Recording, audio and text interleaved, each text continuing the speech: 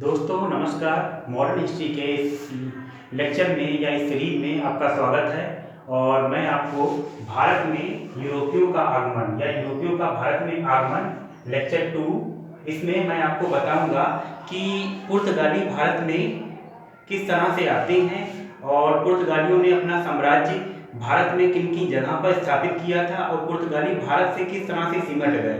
तो इसकी पूरी कहानी डिटेल में मैं बताने जा रहा हूँ, तो आप लोग जरा ध्यान दीजिएगा कि नेक्स्ट इससे पहले लेक्चर में मैंने आपको बताया था कि 1498 ईस्वी में 1498 यानी 1498 एडी में पहला पुर्तगाली वास्को डिगामा भारत आया था। वो भारत के इस बंदरगाह पर ये यहाँ पर कालीकट पड़ता है, वो कालीकट सबसे पहले आया था। कालीकट सबसे पहले आया था। कालीकट का केरल में नाम जो बोला जाता है वो कोझिकोड होता है। वो 1498 ईस्वी में आया था कालीकट में।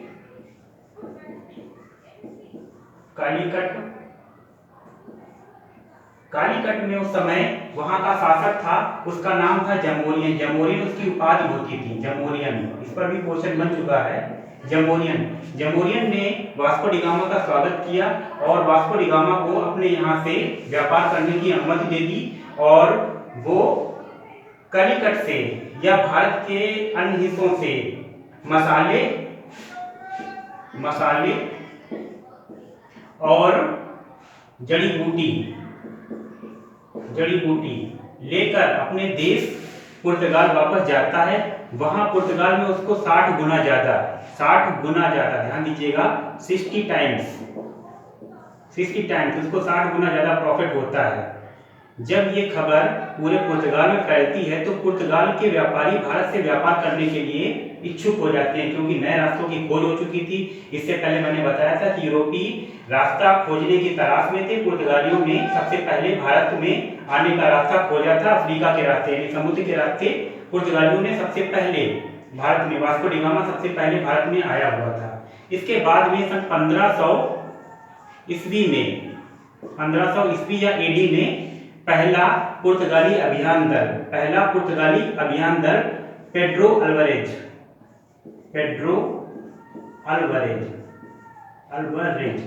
के नेतृत्व में आता है। इस पर भी एक क्वेश्चन बन चुका है कि पहला पुर्तगाली अभियान किसके नेतृत्व में आता है, पेड्रो अल्वारेज के नेतृत्व में आता है या फिर आधिकारिक तौर पर पुर्तगाली भारत में कब आए थे? 1500 ईस्वी में पेड्रो अल्वारेज के नेतृत्व में आए थे। वैसे तो वास्को डिगामा आ चुका था, ठीक है।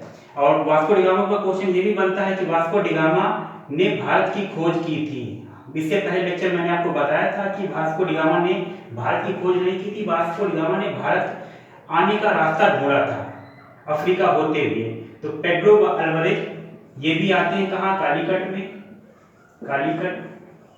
कालीकट में जमोरियन राजा से संधि करके यहाँ से व्यापार करने की अनुमति प्राप्त कर लेते हैं। लेकिन कालीकट में इनका एक युद्ध होता है अरब व्यापारियों से इनका युद्ध होता है। ये क्या करते हैं, पेड्रो अरबों के एक जहाज को पकड़कर जमोरियन को दे देते हैं, ठीक है। एक जहाज को पकड़कर जमोरियन को देते हैं, जिससे जमोरियन खुश हो जाता है और पेड्रो अल्वारेज को या पुर्तगालियों को भारत में व्यापार करने की अनुमति मिल जाती है। इस तरह से उन्होंने 1503 ईस्वी में, यानी पुर्तगालियों ने 1503 ईस्वी में कालीकट के जस्ट नीचे कोचीन आता है। मालाबार तट पर ही पड़ता है कोचीन, ठीक है। कोचीन में पहली फैक्ट्री स्थापित करते हैं, पहली कोठी कहाँ स्थापित करते हैं? कोचीन में। इस पर क्वेश्चन बन चुका है। यूरोपियों की भारत में पहली फैक्ट्री कहाँ लगती है? कोचीन में। या फिर पुर्तगालियों की भारत में पहली कोठी कहाँ लगती है? कोचीन में। 1505 में पहला वायसराय, 1505 ईस्वी में पहला वायसराय फ्रांसिस्को डी अल्मीडा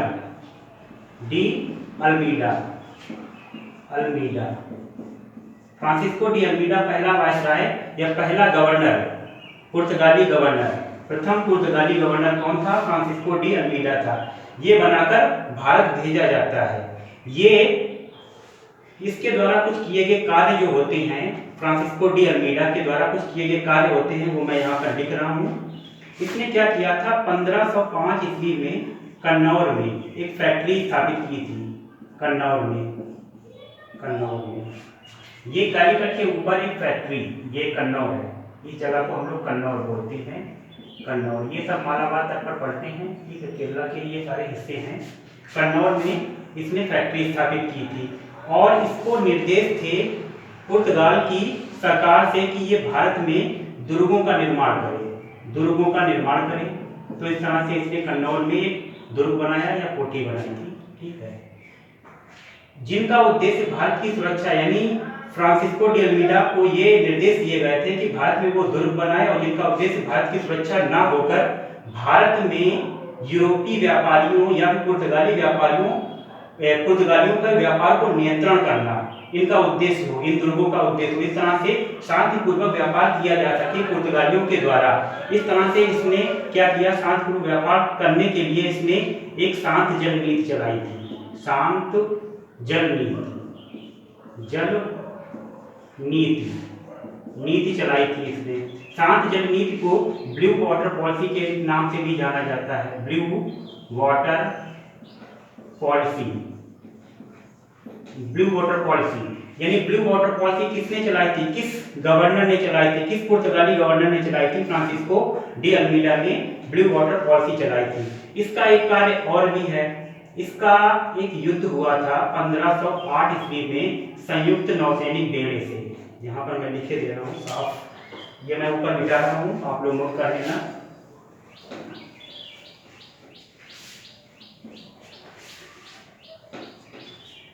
इसने क्या किया था? 1508 ईस्वी में इसका युद्ध हुआ था, यानी इसका एक बैटल हुआ था संयुक्त नौसैनिक बेड़ा। ये संयुक्त नौसैनिक बेड़ा क्या है? संयुक्त नौसैनिक बेड़ा ये एक यूनियन थी, ये एक समूह था। किसका समूह था? मिस्रवासियों का समूह था। गुजराती इसमें भी शामिल थे, गुजराती भी थे और तुर्की भी शामिल थे।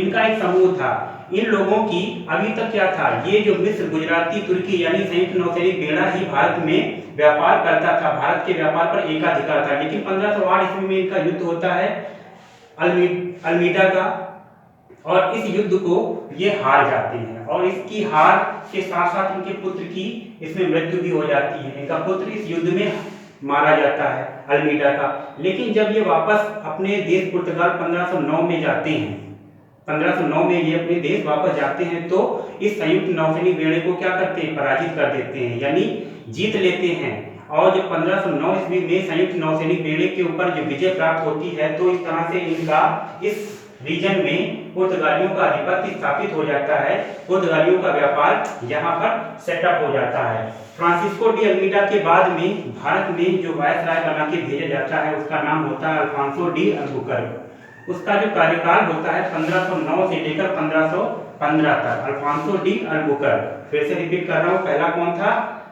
फ्रांसिस्को डी अल्मीडा था। दूसरा गवर्नर बना के भेजा जाता है 1509 से लेकर 1515 तक, Alfonso de Albuquerque. Alfonso de Albuquerque, ये वेरी इंपॉर्टेंट है।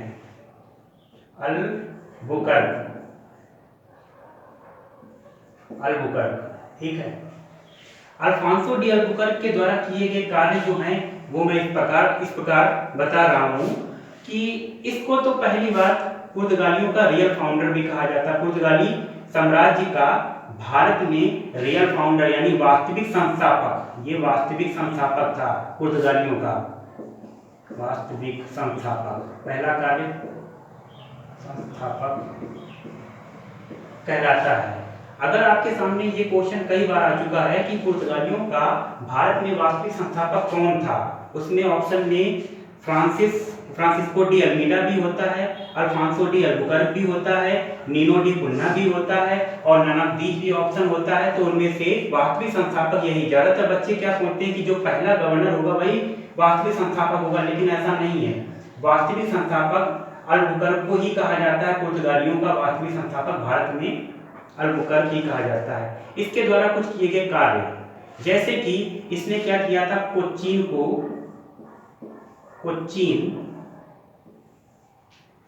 को इसने अपना कार्यालय बनाया।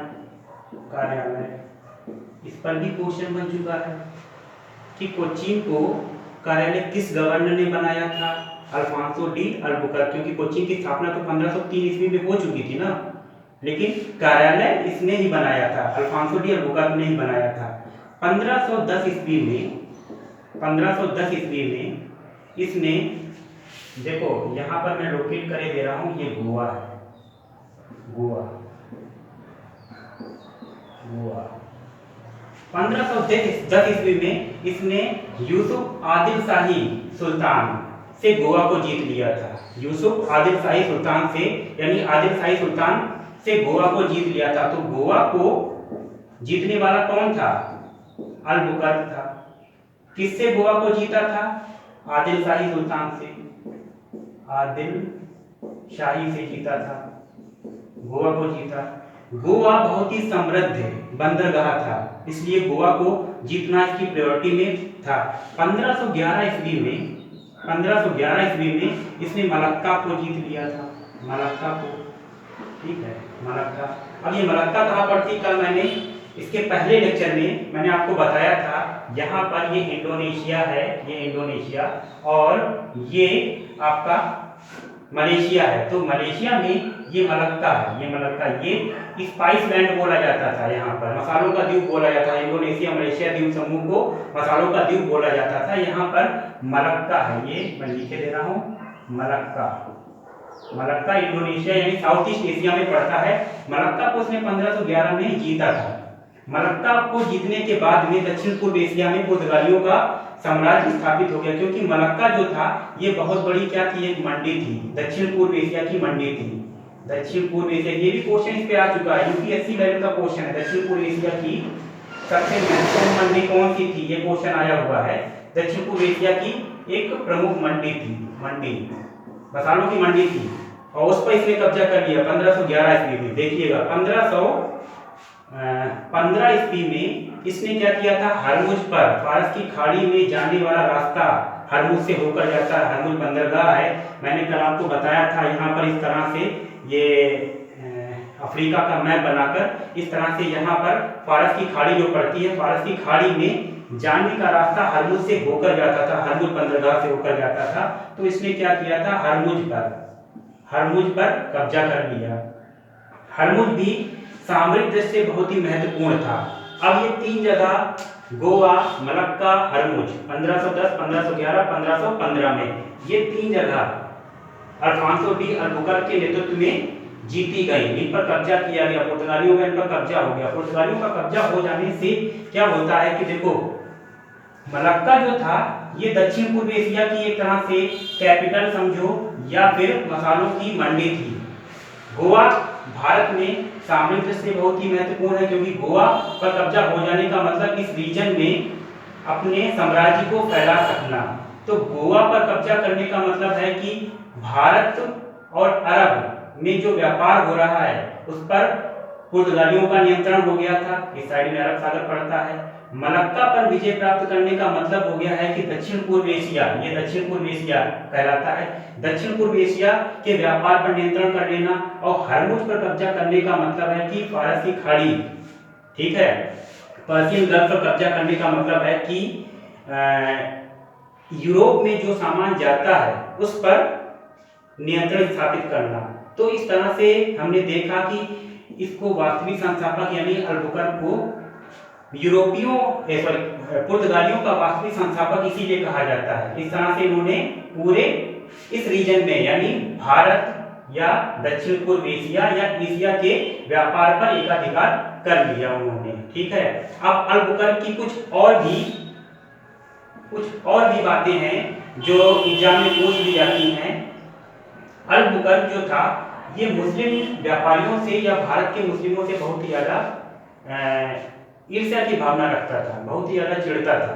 ठीक है, इसने अपने देश के नागरिकों को भारत में महिलाओं से शादी करने के लिए बोला था। वो भारत में पुर्तगीजों की आबादी को बसाना चाहता था, भारत में पुर्तगीजों की आबादी को बसाना चाहता था, यानी पुर्तगाली आबादी को बसाने के लिए इसने भारत में महिलाओं से विवाह करने के लिए, भारत की महिलाओं से विवाह करने के लिए, अपने देश के नागरिकों का विवाह भारतीय महिलाओं से हो सके, इससे भारत में पुर्तगाली जनसंख्या बढ़ सके। तो इस तरह से इसने कुछ कदम उठाए थे, इसलिए अल-बुकर्क इंपॉर्टेंट हो जाता है। अल-बुकर्क के बाद में अगला गवर्नर जो बन के आता है उसका नाम होता है Nuno da Cunha. Nuno da Cunha actual में क्या होता है कि अगला नहीं होता, लेकिन मैं वही गवर्नर पढ़ा रहा हूँ जो इतिहास की दृष्टि से महत्वपूर्ण है। सारे गवर्नर तो नहीं पढ़ा रहा हूँ, लेकिन मैं वही पढ़ा रहा हूँ जो इतिहास की दृष्टि से महत्वपूर्ण है। तीसरा गवर्नर जो है इसके बारे में, इसका नाम है नीनो डी कुन्ना। किसी किसी किताब में डी कुन्ना लिखा होता है, किसी किताब में डी कुन्ना लिखा होता है, ये प्रोनाउंसिएशन का बस थोड़ा अंतर है। इसका जो कार्यकाल होता है, ये कार्यकाल 1528 से लेकर 1538 तक होता है, नीनो डी कुन्ना। ठीक,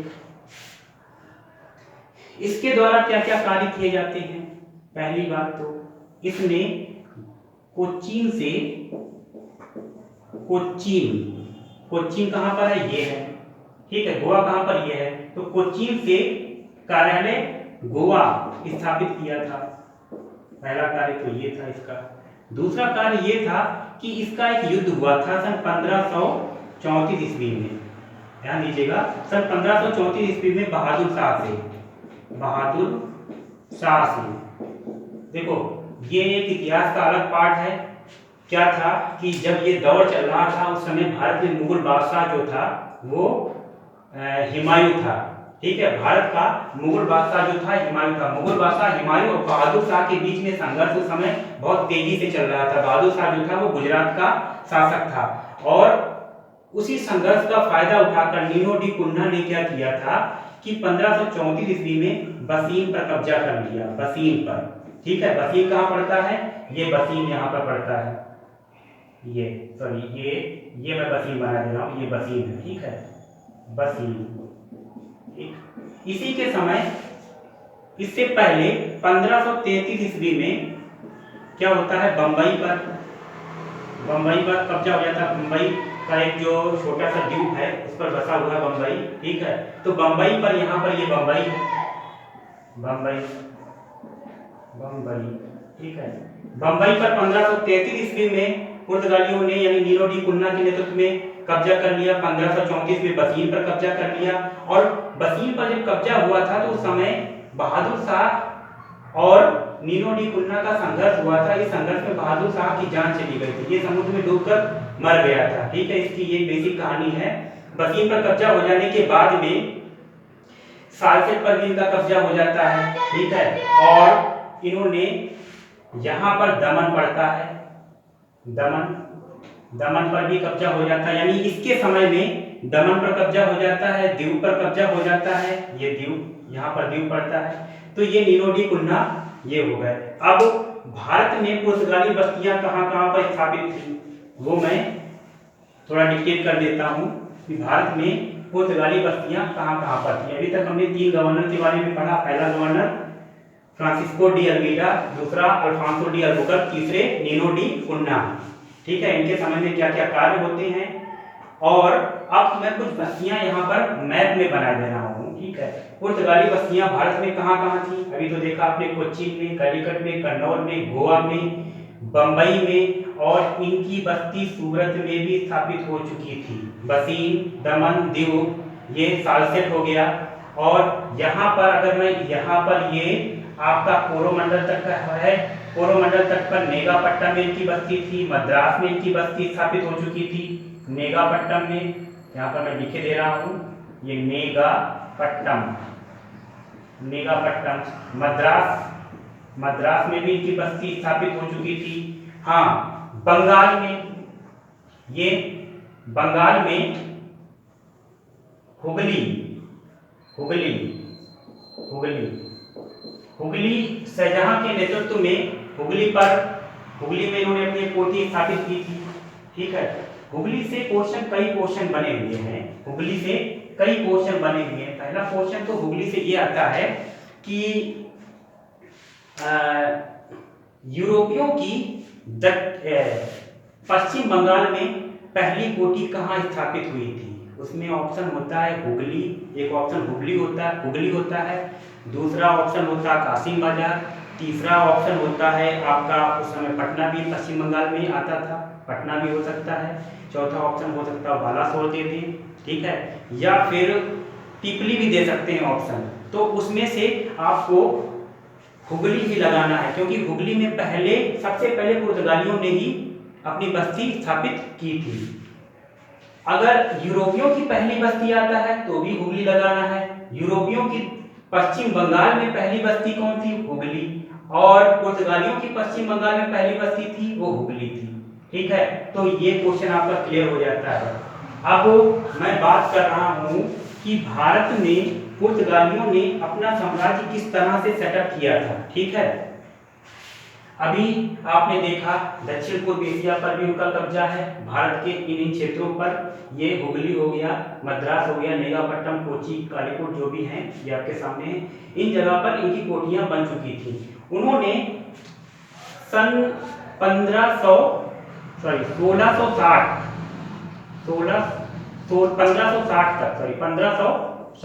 1560 तक भारत में करीब 50 दुर्गों की स्थापना कर ली थी। कितने दुर्गों की? 50 दुर्गों की। ध्यान दीजिएगा, एक क्वेश्चन और भी बना हुआ है कि भारत में पहला दुर्ग कहां पर स्थापित किया गया था। तो पहला दुर्ग गोवा में स्थापित किया गया था। ध्यान दीजिएगा, पहला दुर्ग गोवा में स्थापित किया गया था। पहली कोठी या पहली फैक्ट्री कहां स्थापित की गई थी? कोच्चि में स्थापित की गई थी। अगर बात यूरोपियों के रेफरेंस में आए तब भी यही आंसर होगा, और अगर बात पुर्तगालियों की रेफरेंस में आए तब भी यही आंसर होगा आपका। यहाँ पर कोठी स्थापित की गई थी पहली, और यहाँ पर गोवा में पहला यूरोपीय दुर्ग बनाया गया था। ठीक है, पुर्तगालियों ने 1560 तक करीब 50 दुर्गों की स्थापना कर ली थी। इन पुर्तगालियों के पास में करीब 100 कार्गो शिप या जहाज थे, जहाज। ठीक है, इस तरह से वो अपने व्यापार को नियंत्रित करते थे। काफी जहाज थे इनके पास में। हाँ, यहाँ पे मैं बता देता हूँ, ये आपका अफ्रीका है, अफ्रीका कॉन्टिनेंट है। ठीक है, ये अफ्रीका कॉन्टिनेंट है। इस तरह से अफ्रीका का जो व्यापार था, उन्होंने मोजाम्बिक में अपनी बस्ती स्थापित कर रखी थी। मोजाम्बिक में एक गवर्नर भी बनाया हुआ था। मोजाम्बिक के गवर्नर से अफ्रीका का व्यापार नियंत्रण किया जाता था। गोवा के जो गवर्नर थे, उनसे अरब सागर और अरबी कंट्री का व्यापार या भारत का व्यापार नियंत्रित किया जाता था। दक्षिण पूर्व एशिया में मलक्का में उन्होंने अपना एक गवर्नर बैठा रखा था। तो दक्षिण पूर्व एशिया में मलक्का के गवर्नर से अपने व्यापार को कंट्रोल करते थे। तो इस तरह से उन्होंने अपने व्यापार को कंट्रोल कर रखा था। अब अपने वो इस व्यापारिक साम्राज्य को उन्होंने क्या नाम दिया था? उन्होंने अपने इस व्यापारिक साम्राज्य को क्या नाम दिया था? देखो, उन्होंने भारत में जो ट्रेड करते थे, तो वो अपने आप को सागर का स्वामी बोलते थे। सागर का स्वामी। उनके सर्वाधिक युद्ध जो हुए हैं वो अरबों और तुर्कों से हुए हैं। उनमें उन्होंने अधिकतर विजय प्राप्त की है। तो इस तरह से वो इस ओशियन ट्रेड पर मोनोपोली चला रहे थे, इसीलिए वो अपने आप को सागर का स्वामी बोलते थे। उन्होंने अपने व्यापार को, यानी समुद्रिक व्यापार को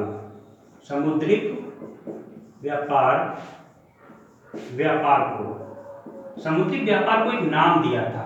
उसका वो नाम था एस्तोदो। ये वेरी इंपॉर्टेंट है, यूपीएससी पैटर्न के अकॉर्डिंग। Estado da India. देखो, इस व्यापार का नाम एस्तोदो द इंडिया भी था, और अगर आपसे क्वेश्चन ये पूछ लिया जाता है, हालांकि ये क्वेश्चन अभी किसी भी एग्जाम में पूछा नहीं गया है, लेकिन हो सकता हो कि कुछ बड़े एग्जाम में पूछने की संभावना है कि पुर्तगालियों की कंपनी का नाम क्या था। जैसे अंग्रेजों की कंपनी का नाम ईस्ट इंडिया कंपनी था, फ्रांस की कंपनी का नाम था United East India Company of France, डचों की कंपनी का नाम था East India Company of Dutch. ठीक है, इस तरह से पुर्तगालियों की कंपनी का नाम क्या था, तो वो नाम था टोडो द इंडिया। या पुर्तगाली अपने समुद्रिक साम्राज्य को, समुद्री व्यापारी साम्राज्य, यहाँ पर ये लिखे दे रहे हैं व्यापारिक साम्राज्य को क्या नाम देते थे, वो अपने व्यापारिक साम्राज्य को एस्तोदो द इंडिया नाम देते थे। ठीक है, अब इनके बारे में एक और महत्वपूर्ण नाम आता है, उसका नाम है कार्टेज आर्मिडा काफिला सिस्टम। ये कार्टेज आर्मिडा काफिला सिस्टम क्या था, जरा इसके बारे में भी हम लोग पढ़ेंगे डिटेल में। कार्टेज आर्मोडा काफिला सिस्टम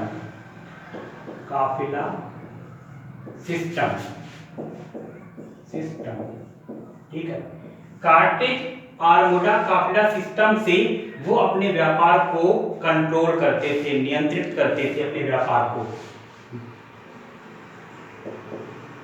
कार्टेज आर्मोडा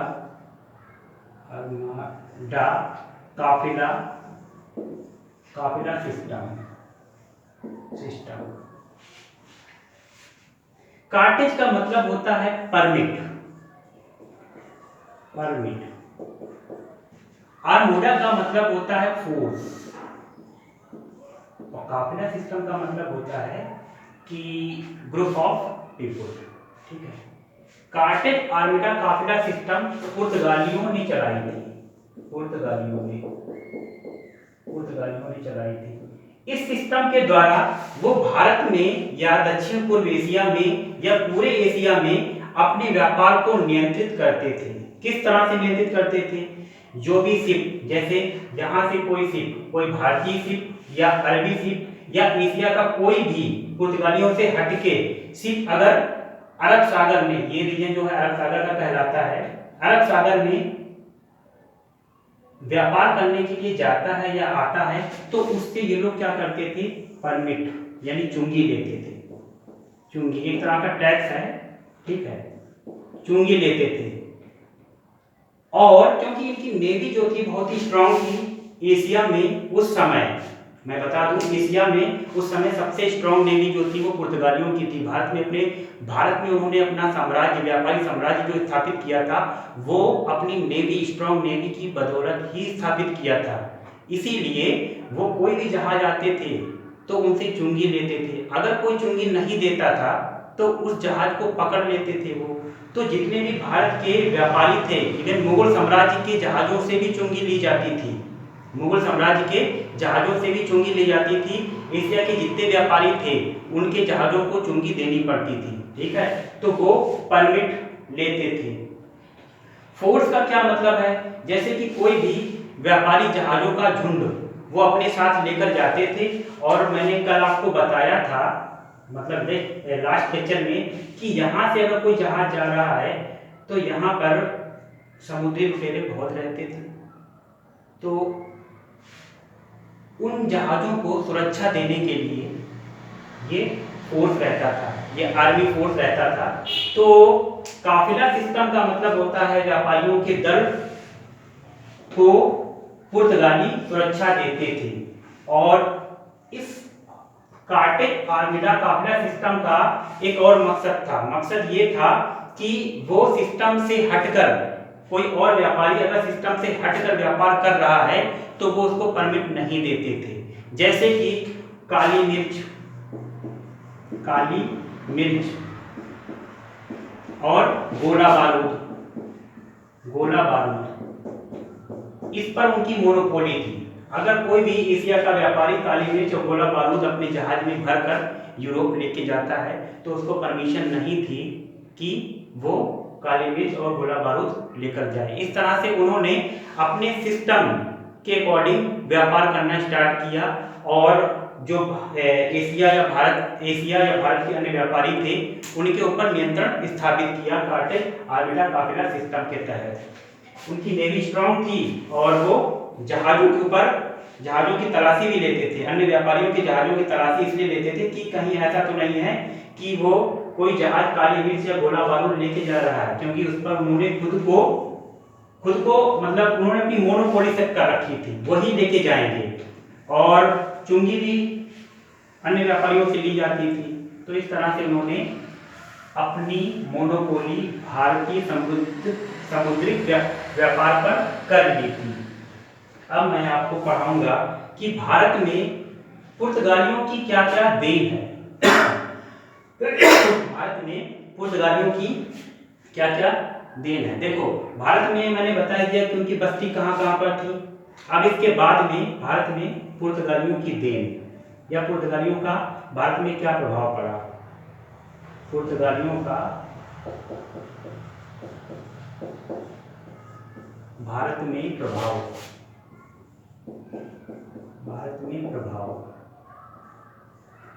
क्या पड़ा। देखो, भारत या फिर एशिया के अन्य देश में संसाधन का दोहन करने वाली शक्ति सबसे पहले पुर्तगाली ही उभर कर आए। संसाधनों का दोहन सबसे पहले एशिया में या भारत में सबसे पहले किसने स्टार्ट किया था? संसाधनों का दोहन, संसाधनों का दोहन यानी जितने भी रिसोर्सेस हैं, रिसोर्सेस को व्यापारिक वस्तु, भारत में जितने भी रिसोर्सेस हैं, रिसोर्सेस को व्यापारिक या कॉमर्शियल बेसिस पर सबसे पहले किसने स्टार्ट किया? पुर्तगालियों ने स्टार्ट किया। या एशिया में जितने भी संसाधन है, यहाँ पे संशोधन नहीं, सॉरी, संसाधन का दोहन यानी जितने भी रिसोर्सेज थे उनका दोहन सबसे पहले पुर्तगालियों ने स्टार्ट किया भारत में। दूसरा काम, जापान और भारत के बीच में जो ट्रेड स्टार्ट हुई है उसका श्रेय पुर्तगालियों को ही जाता है, क्योंकि भारत से वो इस साइड में यानी जापान में व्यापार करते थे। तो जापान और भारत के बीच में व्यापार का श्रेय पुर्तगालियों को ही जाता है। तीसरा, समुद्रिक व्यापार में राजनीतिक एंट्रेंस सबसे पहले पुर्तगालियों ने किया। इससे पहले समुद्रिक व्यापार पे कोई राजनीति नहीं होती थी, लेकिन उन्होंने राजनीति स्टार्ट कर दी। कैसे? कार्टेल आर्मिटा काफिला सिस्टम के थ्रू वो क्या करते थे कि यहाँ पर चुंगी लेते थे, तो एक तरह की राजनीति हो गई, मोनोपोली सेटअप हो गई। इससे पहले समुद्रिक व्यापार को कोई मोनोपोली नहीं थी, ठीक है। तो राजनीतिक तौर पर वो समुद्री राजनीति में सबसे पहले वही आए। और भारत में उनकी क्या देन थी? Printing press.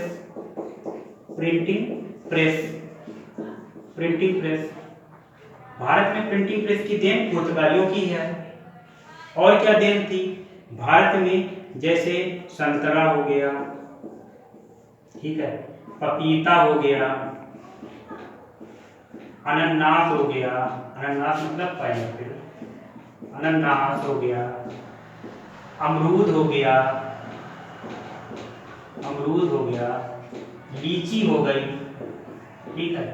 ये जो फल हैं, संतरा, पपीता, अनानास, अमरूद, ये पुर्तगालियों की देन है। भारत में जैसे काजू हो गया, बादाम हो गया, मूंगफली हो गई,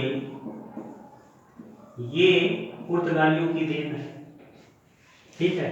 भारत में जैसे आलू हो गया, ठीक है, पुर्तगालियों से पहले भारत में आलू नहीं होता था, आलू हो गया, शकरकंद हो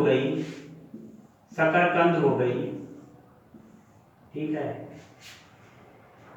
ये मक्का हो गई, वो दक्षिण अमेरिका से मक्का लाए थे और यहाँ पर उन्होंने बोना स्टार्ट किया था। तो ये भी सब पुर्तगालियों की देन है, ठीक है। कि एक्चुअल में क्या था ना कि वो कई देशों को भ्रमण करते रहते थे। वो अमेरिका भी गए थे। जैसे कि पहला जो वो क्या कहते हैं कि अभियान दल पेड्रो अल्वारेज जो इंडिया आया था, तो वो 13 जहाज़ों के साथ अपने देश से निकलता है और 13 जहाज में उसके 4 जहाज गुम हो जाते हैं केप ऑफ गुड होप पे। वो चले जाते हैं अमेरिका। तो इस तरह से वो कई देशों में घूमते, उनका व्यापार अफ्रीका में भी फैला हुआ था, एशिया के कई भागों में भी उनका व्यापार फैला हुआ था, अमेरिका, दक्षिण अमेरिका भी वो पहुंच गए थे। ठीक है, तो जिन जिन देशों में जो चीजें मिली वो इंडिया को लाते रहे। तो इस तरह से आप देख रहे हैं आलू, शकरकंद, मक्का उन्हीं की देन है। भारत में काली मिर्च, काली मिर्च,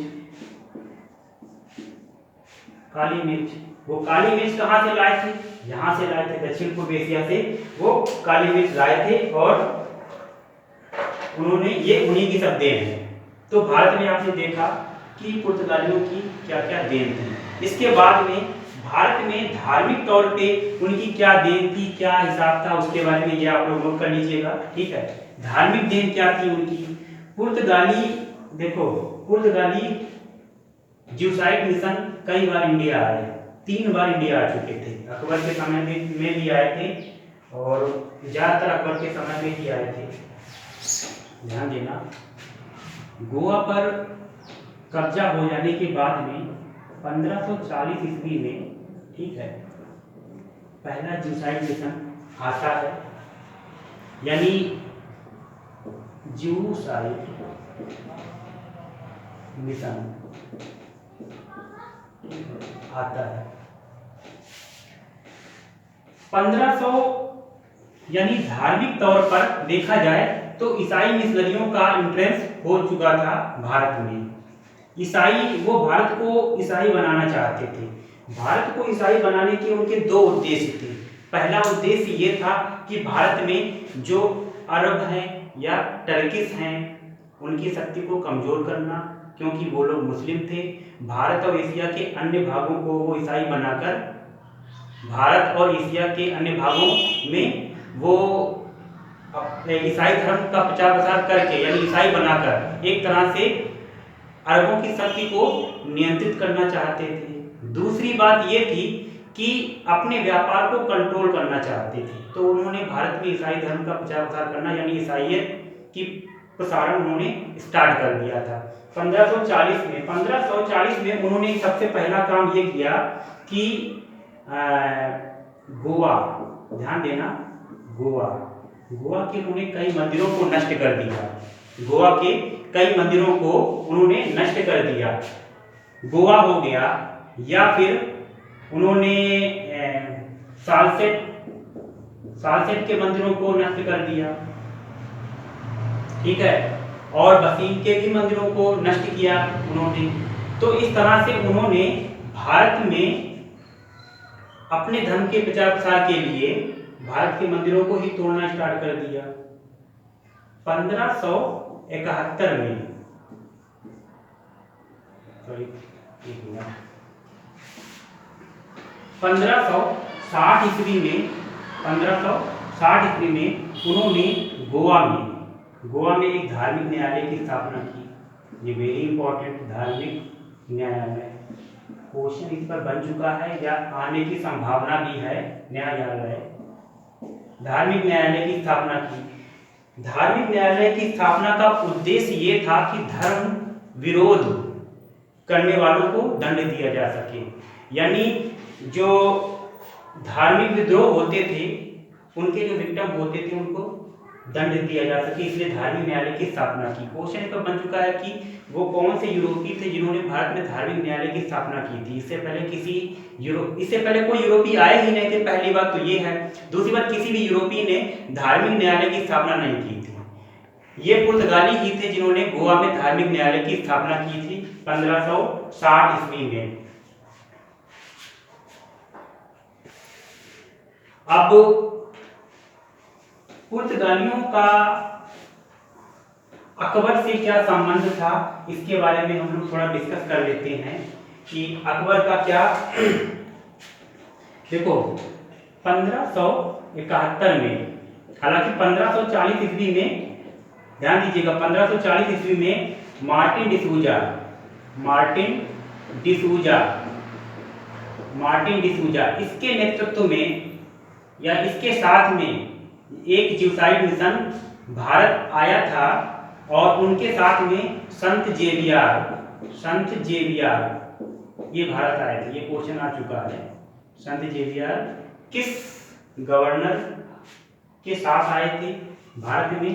ये पुर्तगाली पोप थे एक तरह से, ठीक है। संत जेवियर भारत आए थे 1571 ईस्वी में। 1571 ईस्वी में सबसे पहले पुर्तगाली अकबर से मिलते हैं।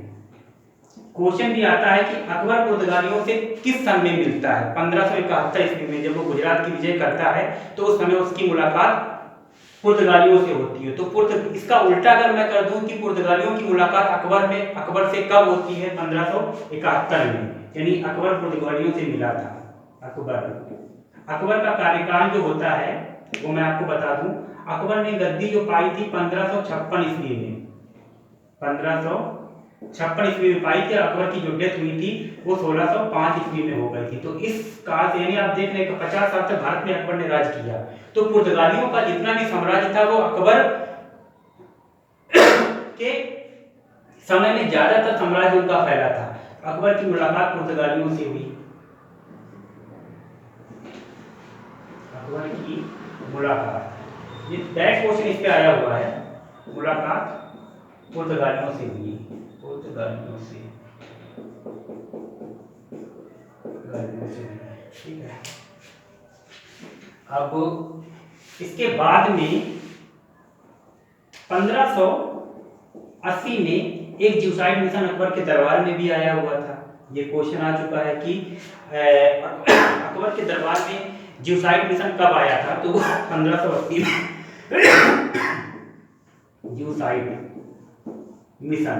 जीवसाइट मिशन क्या होता है कि ये लोग ईसाई धर्म का प्रचार प्रसार करने के लिए आते हैं। इन लोगों को कहीं से ये खबर मिली थी कि अकबर जो है वो ईसाई धर्म अपनाना चाहता है, इसलिए 1580 ईस्वी में जीवसाइट मिशन अकबर के दरबार में आया था। इनके साथ में एक बहुत ही बड़े पोप या प्रीस्ट एका बीबी भी आए थे। एका बीबी, ये क्वेश्चन आ चुका है। एका बीबी किसके दरबार में आए थे? एका बीबी अकबर के दरबार में आए थे 1580 ईस्वी में। जीवसाइट मिशन किसके दरबार में आया था? अकबर। यहाँ पर लिख दे रहे हैं अकबर। तो ये पुर्तगालियों का अकबर से क्या वो था।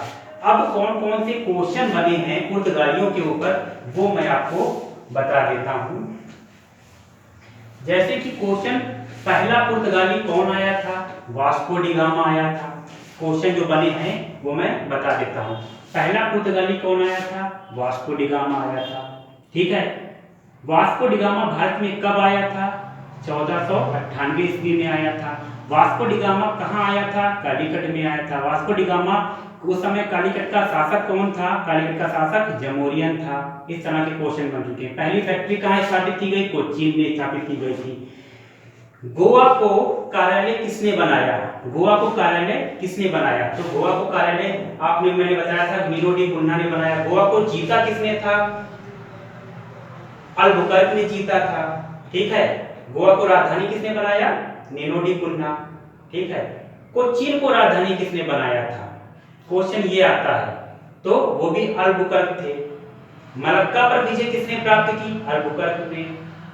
और इस तरह के क्वेश्चन आते हैं। पहला दुर्ग यूरोपियों द्वारा कहां स्थापित किया गया था? गोवा में स्थापित किया गया था।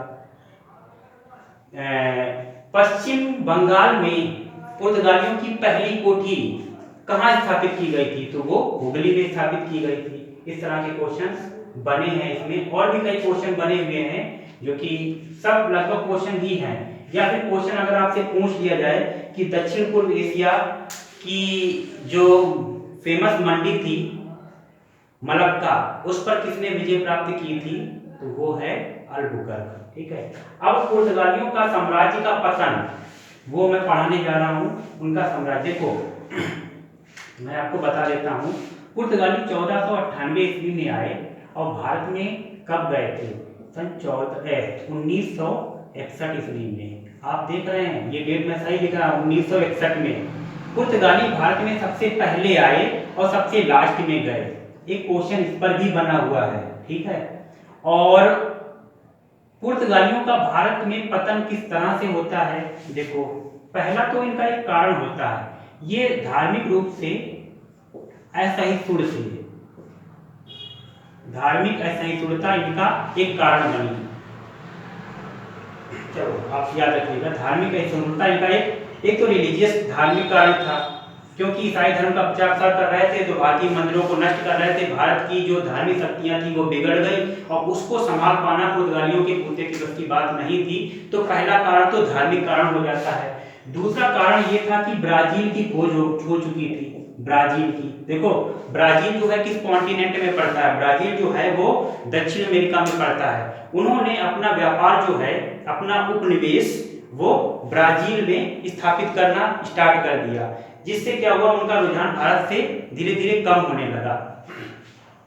तीसरा कारण ये था कि अन्य यूरोपीय हिंद महासागर में या भारत की ओर कूच कर चुके थे। जैसे कि मैंने आपको पिछले लेक्चर में बताया कि पुर्तगाली आए, फिर डच आए, ठीक है, 1605 ईस्वी में डच आए, फिर 1608 ईस्वी में अंग्रेज आए, फिर 1616 ईस्वी में डेनिश यानी डेनमार्क के निवासी जो थे वो आए, और सबसे लास्ट में कौन आए? फ्रांसीसी आए, ठीक है, फ्रांसीसी जो 1668 ईस्वी में आए। तो अन्य यूरोपियों के भारत में आने से सामरिक प्रतिद्वंदिता बढ़ गई, व्यापारिक सामरिक प्रतिद्वंदिता बढ़ गई, प्रतिस्पर्धा बढ़ गई इन लोगों के बीच में, जिसकी वजह से जो पुर्तगाली थे वो धीरे धीरे अपना साम्राज्य यहाँ से कहीं और स्थापित करने चले गए, ठीक है। तो उनके आने से अब जैसे भारत में इनकी जो बस्तियां थी, ठीक है, इधर जरा ध्यान दीजिएगा, यहाँ पर हुगली लिखा हुआ था, मैंने मिटा दिया हुगली। तो उनकी जो बस्तियां थी, कोचीन, कालीकट, एक क्वेश्चन इस पर बनता है इनकी बस्तियों के ऊपर कि निम्न में से अगर मैं ये क्वेश्चन दे दूं कि पश्चिमी घाट की पहली बस्ती कौन सी थी पुर्तगालियों की? कोचीन, ठीक, या कोचीन में कौन कौन सी बस्तियां थी उनकी? तो ये सारी बस्तियां थी उनकी। पूर्वी घाट पर नेगापट्टम, मद्रास, ठीक है, और पश्चिम बंगाल में हुगली में, हालांकि उन्होंने बाद में और फैक्ट्रियां स्थापित की थी, लेकिन ध्यान दीजिएगा जब डच इंडिया आ गए, डचों के बारे में मैं पढ़ाऊंगा, तो डचों ने इनके दक्षिण पूर्व एशिया पर 1541 ईस्वी में दक्षिण पूर्व एशिया की मलक्का मंडी को इन्होंने जीत लिया, मलक्का को, ठीक, मलक्का को जीत लिया। साथ में जो कोरोमंडल तट के जो बस्तियां थी, नेगापट्टम हो गया, मद्रास हो गया, उन पर डचों ने अपना कब्जा जमा लिया। तो पुर्तगाली यहाँ से क्या हो गए, जब कब्जा डचों का हो गया तो पुर्तगाली यहाँ से गायब हो गए। मालाबार तट की बस्तियों पर, गोवा को छोड़कर कालीकट, कोचीन, इन पर डचों का कब्जा हो गया, ठीक है, डचों का इन पर कब्जा हो गया। अब जरा ध्यान दीजिएगा, हुगली पर जैसे कि हुगली पर क्या हुआ कि कासिम खान, ये कासिम खान कौन था? ध्यान देना, शाहजहां का सिपह सलाहकार था कासिम खान, उसने हुगली पर कब्जा कर लिया। तो इनकी जो पश्चिम बंगाल में बस्ती थी या जहां पर फैक्ट्री उन्होंने स्थापित की थी, वो भी इनके हाथ से चली गई, ठीक है, कासिम खान ने हुगली पर कब्जा कर लिया। अगर हम बात करते हैं हरमुज की, देखो मलक्का पर कब्जा हो चुका, हुगली पर कब्जा हो चुका, मद्रास, नेगापट्टम पर डचों ने कब्जा कर लिया, सालसेट हो गया, बसीन हो गया, ठीक है, सालसेट हो गया, बसीन हो गया, या इन पर मराठों ने कब्जा कर लिया। उस समय मराठे भी बहुत शक्तिशाली थे, हो गए थे, मराठों ने कब्जा कर लिया, तो इनकी ये बस्ती भी चली गई। हरमुज पर सन 1623 ईस्वी में हरमुज पर अरबों ने कब्जा कर लिया डचों की सहायता से, ठीक है। तो हरमुज जो कि फारस की खाड़ी में जाने वाला मेन बंदरगाह था, ठीक है, उस पर कब्जा हो जाता है 1623 ईस्वी में। किसका हो जाता है? अरबों का कब्जा हो जाता है। अरबों ने इनकी हरमुज भी छीन लिया, अब बचा क्या इनके पास में, अब जरा ध्यान देना। बंबई की कहानी बड़ी इंटरेस्टिंग है। बंबई देखो, बंबई द्वीप जो था ये पुर्तगालियों के हाथ में था। घटना है ये सन 1661 की, वेरी इंपॉर्टेंट घटना है ये। 1661 ईस्वी में, इसे मैं 1661 ईस्वी में अंग्रेज सम्राट का नाम था चार्ल्स द्वितीय। इसका विवाह पुर्तगाली राजकुमारी कैथरीन से हुआ। पुर्तगाली राजकुमारी कैथरीन से हुआ। कैथरीन, ठीक, राजकुमारी, ध्यान देना। चार्ल्स का विवाह किससे हुआ? कैथरीन से हुआ। कब हुआ? 1661 ईस्वी में। अभी तक मुझे यही लगता था, जब तक मैंने ये नहीं पढ़ा था, कि शायद दहेज प्रथा इंडिया की ही देन है, लेकिन ऐसा नहीं है। जरा सुनिएगा कहानी। चार्ल्स द्वितीय को पुर्तगालियों ने क्या किया? बंबई दहेज में दिया।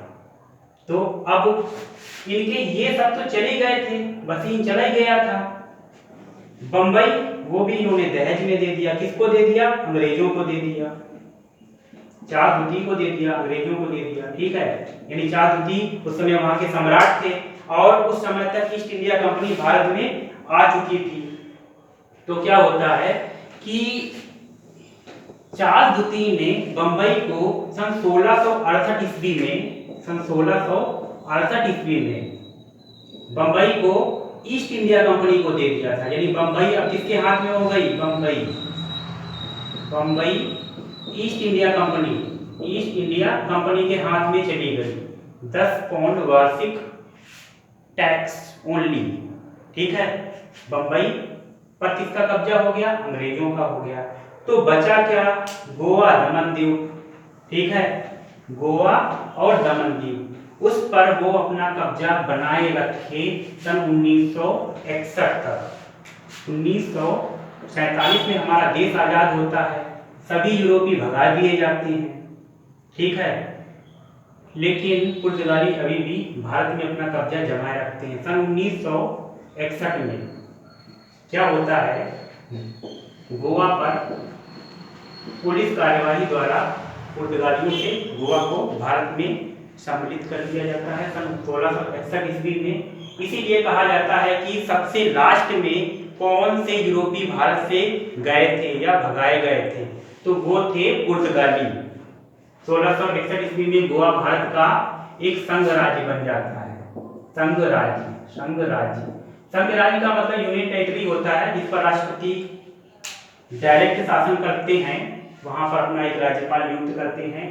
संघ राज्य का इसको गोवा को दर्जा दिया जाता है। थोड़ा गोवा की भी कहानी मैं बता देता हूँ। गोवा को 12वें संविधान संशोधन द्वारा, ठीक है, एक संघ राज्य का दर्जा दिया जाता है। 12वें संविधान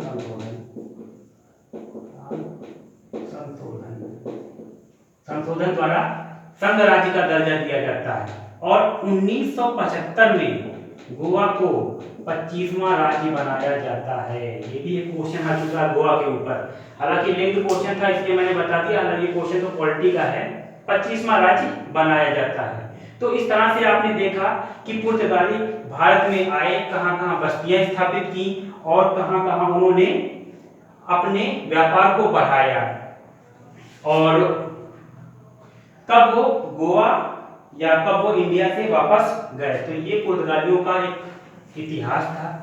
अब नेक्स्ट लेक्चर में हम आप लोगों को डच और अंग्रेजों का इतिहास लेकर आएंगे। और मैं आपको बता देता हूँ कि अगर आपने हमारा चैनल सब्सक्राइब नहीं किया है तो कृपया करके सब्सक्राइब कर लें। और अगर मेरी टीचिंग अच्छी लगी हो तो आप लोग कमेंट करके बताइएगा। और नेक्स्ट लेक्चर डचों पे मैं लेके आऊँगा। और okay, thank you for watching this video.